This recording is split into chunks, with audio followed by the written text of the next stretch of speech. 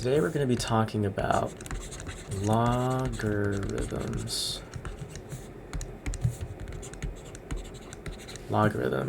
And I think this was definitely tough for me, and I think it was just because I never learned it correctly the first time. And there's a lot of rules that aren't shown all in one place, but I'll put them all in one place and explain the notation. So the basic anatomy of a log is that we have the log function, and then we have the base b, and then we have some argument, Usually there are parentheses, there can not be parentheses, but sometimes the parentheses are just left out. So we have our base b and our argument a. And what this is saying is that we have some base raised to what gives us a. Raised to what gives us a. Now, this is also kind of hidden in the logarithm itself. You can, if you look closely, let me enlarge this. Move that right here. Erase this. You can see that b raised to what gives me a. B raised to what gives me a. It's already in the structure of the logarithm itself. And if you forget where does this go in this equation, this b here is called the base because it's at the bottom of the logarithm. It's at the bottom, it's at the very base of the logarithm. It's at the bottom. Now, here we have an exponent. The exponent below the exponent is called the base. They're both called the same thing. The base of a logarithm is here, the b. The base of this exponent, the below the exponent, is also b. So that's to help remember where the b is going. And then you can always remember then, turn this back into here by saying b to what? You can draw the question mark between the a and the b. B to what gives you a? Just to be repetitive and dry, and to drill that into our brains. That is all. That is everything that a logarithm is. That's all. Just the inverse function of finding out, what raised to what gave me a? What exponent gave me a? Reverse function of an exponent. The inverse function of an exponent. Now let's go through some rules. Let's just rapid fire go through some of these rules. So let's go through the product rule first. So that is log AB is equal to log A plus log B. That's it. That's the product rule. And then we're going to have the quotient rule. So we have log A divided by B. Log A divided by B is equal to log A minus log B. That is the quotient rule.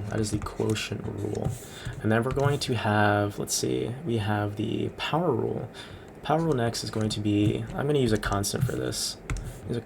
So 2 to the log A. 2 to the log A is equal to log, that's not it, log to the A raised to 2. So if it's on the outside, it gets stacked on top. That is the power rule.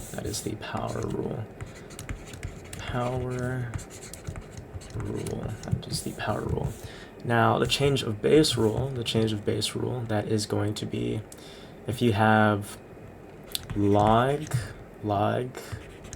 A to the x. So you have log A to the x. Then you can change the base and it becomes log your chosen base b. So let's maybe use a different one. Your chosen base b. So log, I'm gonna just preemptively write it down here.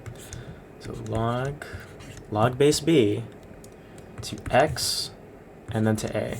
This is the change of base.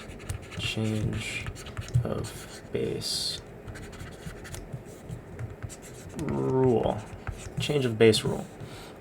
Now let's just go through some other rules that are really useful. So n, so ready? Get ready for this one.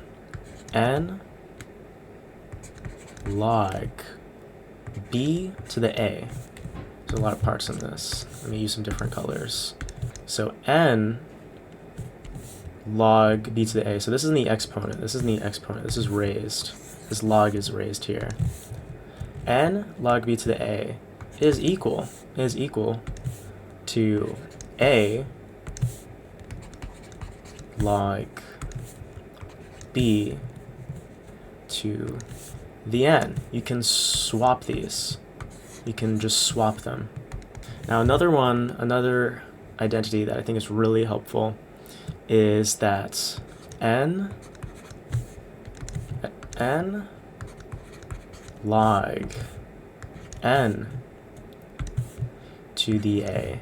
N log n. So this, the base here is n. Make that clear. The base here is n to the a is equal to just a.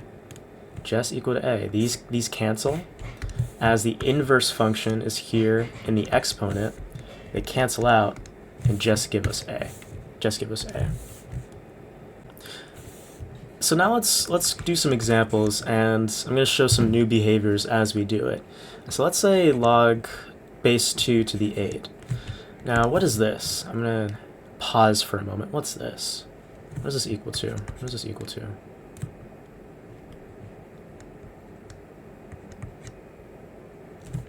That's 3. That's going to give us 3. Now, what's log base 8 to the 2? This is going to give us 1 over 3. Now we have log 2 to the 1 over 8. The parentheses are always here. I just don't place them. It's easier to see in this equation if I place the parentheses. What is this equal to? This is going to be equal to negative 3. Now log to the 8 over 1 over 2.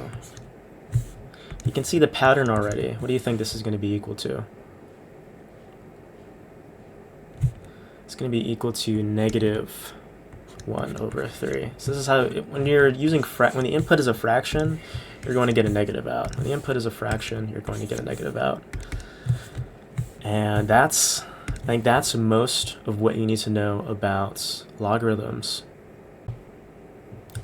Thanks for watching. That's all. If you liked the video, don't forget to like and subscribe. In the description is more interesting topics linked to our GitHub repository on more topics surrounding computer science. If you like this video, go and check out the repositories. And with that, thank you.